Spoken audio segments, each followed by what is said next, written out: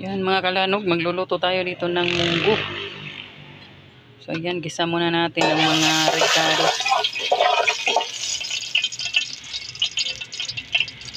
Na pala ang taba ng baboy. Lagyan lang natin ng konting karning baboy para may lasa din naman.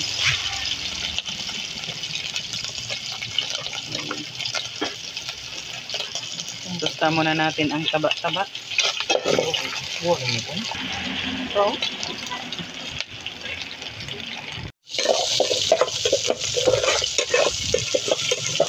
tusta muna natin hanggang lumabas ng taba, ang oil.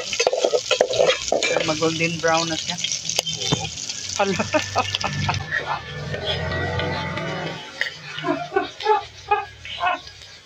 Nasunog ang pot holder. Nagani mo kamot kakabantay na. Kabuing.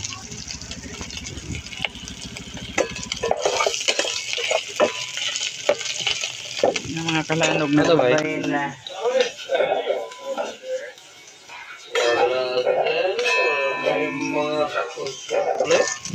Ayan, na-goodbye na ang ating pot holder mga kalanog. Malapit na to. Golden brown na.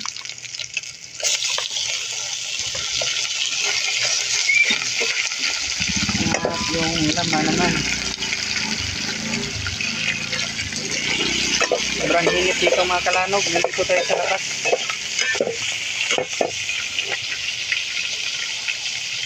Ano, okay na ito kataas. Ito ang tugtog.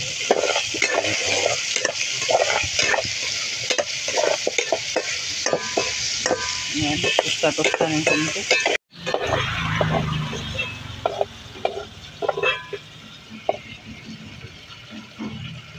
Yan, lagay na natin ang garlic, bawang,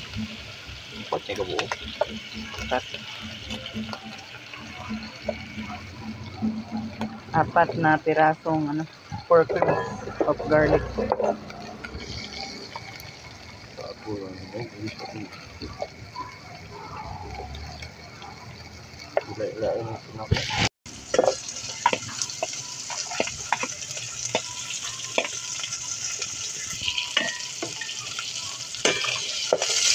Kamatis na rin at sibuyas.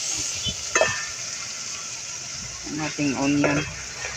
Yung ating kanina, pinakuluan na tayong munggo. Nilagyan na natin ng luya.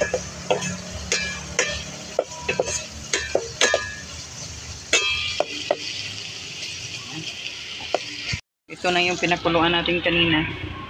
Meron na siyang kalabasa at saka meron na rin tanglad at luya. So yan, lagay na natin. Yun. So luto na yan. Ang ating kalabasa at saka munggo. Diretso na. Yan mga kalanog, nandito lang tayo sa labas. Oh, tingnan nyo. Nandito tayo sa labas mismo ng tindahan. Late lang kasi ang ating lugar dito sa loob. Tapos umami tayo ng uling. Kasi matagal malata ang munggo.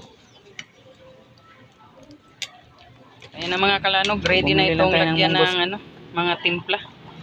So nakaluto na tayo nung una ng munggo. Pero yun ay ito alagbati ang lagay nating dahon. Ano ba yung nilagay natin na nung una? Malunggay? Nung una? Parang malunggay yata yun. Bate pero wala yung karne. Oo, parang wala yung karne. Ito merong konting karne. Yan, ilagyan na ng ginisa mix ni pinalami. At konting asin.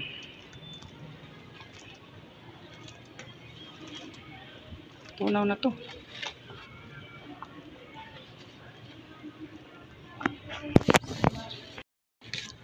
So, bumili lang tayo ng munggo sa kasamahan ng asawa ko sa dialysis. Tanim lang nila.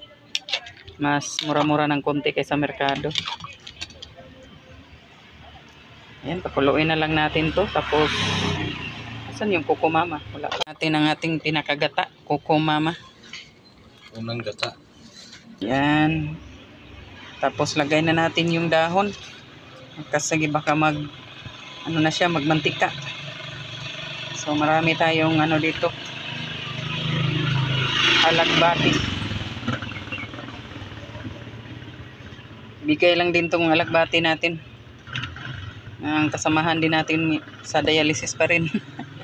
Dami palang nagbibigay. Kukunin ko muna yung sibuyas dahon at nalimutan natin sa loob. Hirap talaga magluto pag ganitong ano, wala tayong kusina. May malilimutan, balik na naman sa loob. Yan o. Super yummy. So, hindi natin patatagalin yan kasi yung dahon pangit din pag nalata. Kunin ko muna yung ano. Yan. Pinakalas ang ating sibuyas dahon.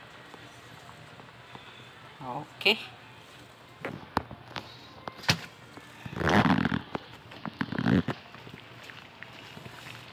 Yum, yum, yum. At ayan na, luto na mga kalanog. Final testing na lang si Chef Pinalami kung masarap na nga ba. Ayan o. May kamatis, bawang, sibuyas bombay, at saka garlic. Bawang pala at garlic. Onion. May konting karne din yan. Tanglad, ayan. At syempre, ready to eat na yan. Lagyan natin ng konting kalabasa at alagbati. Ayan. Thank you for watching. Kalanog dyan.